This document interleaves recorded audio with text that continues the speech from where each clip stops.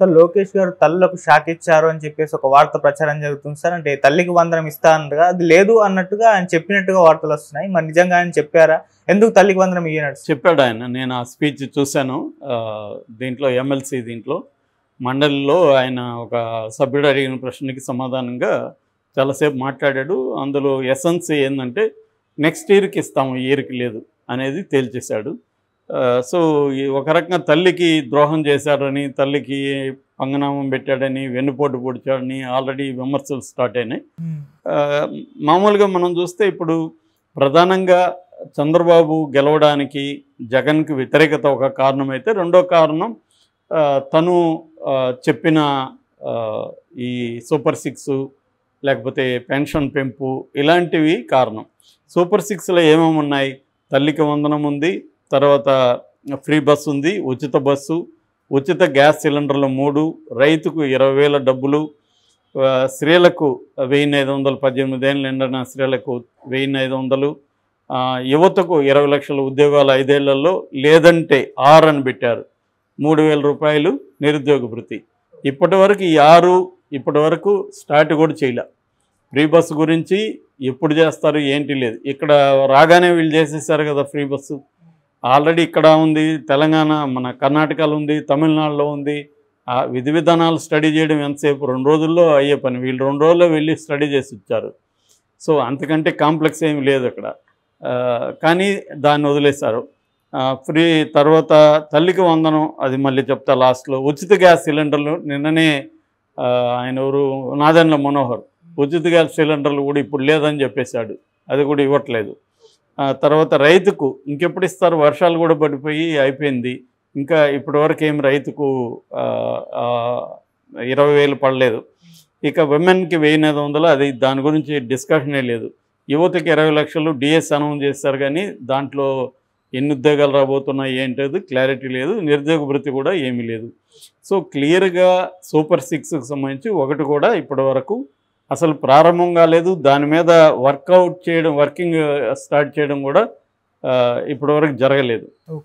ఇక తల్లికి వందనానికి సంబంధించి నిన్న లోకేష్ ఏం చెప్పాడంటే, ఎక్కువసేపు ఆయన గత ప్రభుత్వాన్ని విమర్శించడంలోనే సరిపోయింది అతనికి.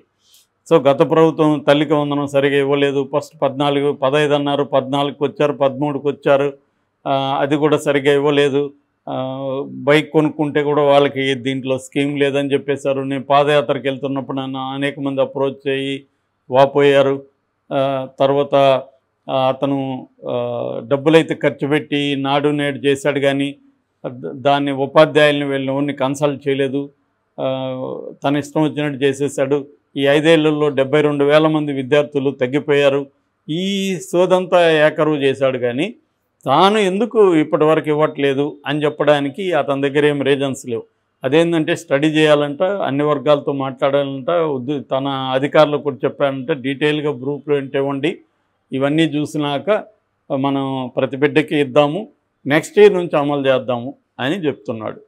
సో క్లియర్గా తల్లికి వందనం అనేది కూడా, తల్లికి వందనాన్ని నెగిటివ్గా చెప్తే నీకు గుడ్ బై అంటాం కదా. సో అలాగే తల్లికి వందనమే చేశాడు ఫైనల్గా లోకేష్. సో తెలుగుదేశం దీన్ని క్లియర్గా అయితే ఇప్పుడు 2 అయితే లేవు. ఒకటి సిలిండర్లు, రైతుకు ఇది వందనం, ఇవైతే లేవు. మిగతావి గాల్లో ఏలాడుతున్నాయి. అవి ఎప్పుడు ఇస్తారు ఏం తెలియదు. ఖచ్చితంగా ఇచ్చే పరిస్థితి లేదు. అందుకనే చంద్రబాబు ప్రతి మీటింగ్లో నిన్న కూడా 2-3 సార్లు అన్న డబ్బులు లేవు, డబ్బులు లేవు, డబ్బులు లేవు. డబ్బులు లేవు అనేది ఎలక్షన్ ముందు తెలియదా? ఆయన ఎంత ఇచ్చిపోయాడు? పోయేటప్పుడు ఆయన 100 కోట్లే కదా ఇచ్చిపోయాడు 2019లో. ఆ మేరకు జగన్ అన్న 5,000 కోట్లు ఇచ్చిపోయాడు. సో క్లియర్గా ఎవరు వచ్చినా అప్పులు లేకుండా ప్రభుత్వాలు నడిచే పరిస్థితి లేదు. ఆ మాటకు వస్తే నిన్న కూడా నేను చెప్పాను, ఆంధ్రప్రదేశ్ కంటే ఎక్కువ అప్పులు ఉన్న రాష్ట్రాలు 5-6 ఉన్నాయి. తమిళనాడు ఉంది, వెస్ట్ బెంగాల్ ఉంది, ఉత్తరప్రదేశ్ ఉంది, కర్ణాటక ఉంది, అన్నీ ఉన్నాయి. ఈ ఆంధ్రప్రదేశ్కి 4,80,000 కోట్ల అప్పు ఉందని పార్లమెంట్లో చెప్పారు. తెలంగాణకు కూడా 3,80,000 కోట్లు ఉన్నాయని చెప్పారు. సో ఏ ప్రభుత్వం ఉన్నా అప్పు లేకుండా, రెవెన్యూ లోటు లేకుండా నడిచే పరిస్థితి లేదు. దేశంలో 28 రాష్ట్రాల్లో కూడా 80 లక్షల కోట్ల అప్పు ఈ అన్ని రాష్ట్రాలకు కలిపి ఈ రాష్ట్రాలు చేసిన అప్పులు. ఇవి కాకుండా మన సెంట్రల్ గవర్నమెంట్ చేసిన అప్పులు అవి కూడా లక్షల్లో ఉన్నాయి. సో ఇలాగా ఆ మాటకు వస్తే అమెరికాలో కూడా ఇదే చర్చ. అమెరికాలో విపరీతంగా అప్పులు అయిపోయినాయి అమెరికా ప్రభుత్వాన్ని.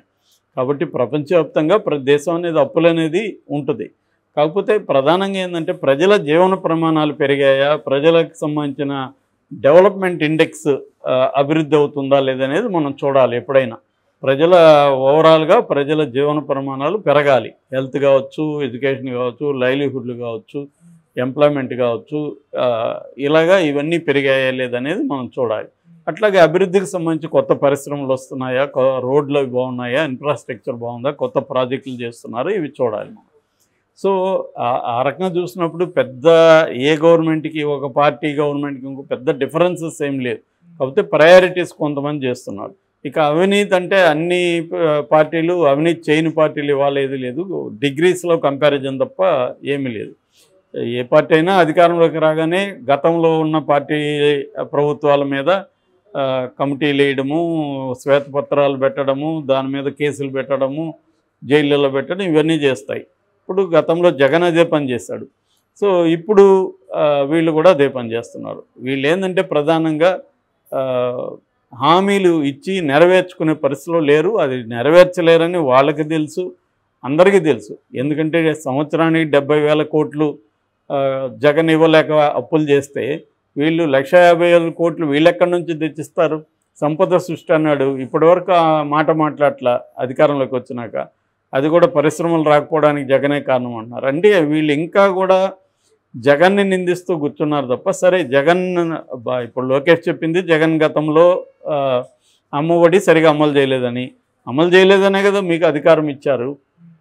మరి మీరు బెటర్గా అమలు చేసి చూపించాలి. కానీ 1 ఇయర్ ఎగ్గొట్టేశారు కదా ఆల్రెడీ. దాదాపు 1 కోటి మంది విద్యార్థులకి 1 ఇయర్ ఇవ్వకపోతే వాళ్ళ పరిస్థితి ఏంటి మరి? సో క్లియర్గా ఏంటంటే జగన్ ఒక బూచిగా చూపించి, ఇప్పుడు కూడా జగన్ని నెపంగా చూపించి వీళ్ళ హామీలను ఎగ్గొట్టే కార్యక్రమమే జరుగుతుంది. అయితే చాలామంది చెప్పారు కూడా, తెలుగుదేశం చంద్రబాబు ఇవ్వడు అనేది అందరూ చెప్పారు. కానీ ప్రజలు నమ్మారు ఇస్తారేమో అని. సో ప్రజలు నమ్మిన దానికి మోసపోతున్నారు, అంతకంటే ఏమి లేదు. ఎందుకంటే జగన్ క్లియర్గా నేను ఇవ్వలేను, బడ్జెట్ లేదు, అంత మన రాష్ట్రానికి స్తోమత లేదని క్లియర్గా చెప్పాడు. చంద్రబాబు నేను ఇస్తా అన్నాడు, ఇస్తాడేమో అనుకొని నమ్మారు. ఇక్కడ కూడా అదే కదా జరిగింది, ఇక్కడ అదే జరిగింది, కర్ణాటకలో అదే జరిగింది. కర్ణాటకలో ఇప్పుడు ఇవ్వలేని పరిస్థితి అక్కడ కూడా.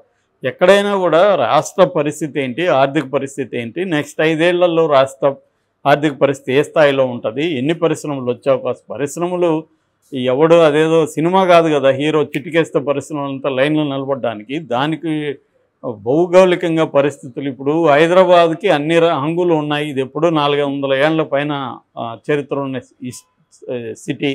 రెండోది స్ట్రాటజిక్గా ఇంపార్టెంట్ ఇది.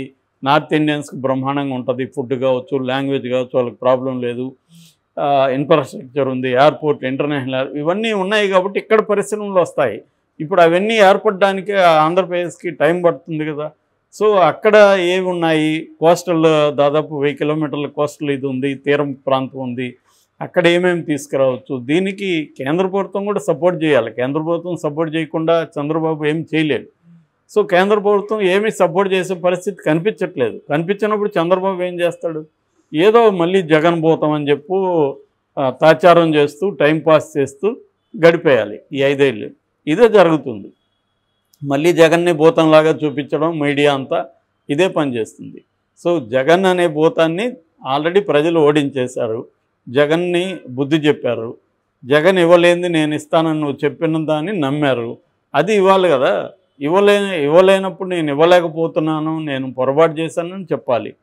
సో ఇదే ప్రాబ్లం అన్నమాట ఇక్కడ రాజకీయ నాయకులది. గతంలో జగన్ అంతే, జగన్ మద్యపాన నిషేధం అన్నాడు, చేయలేదు.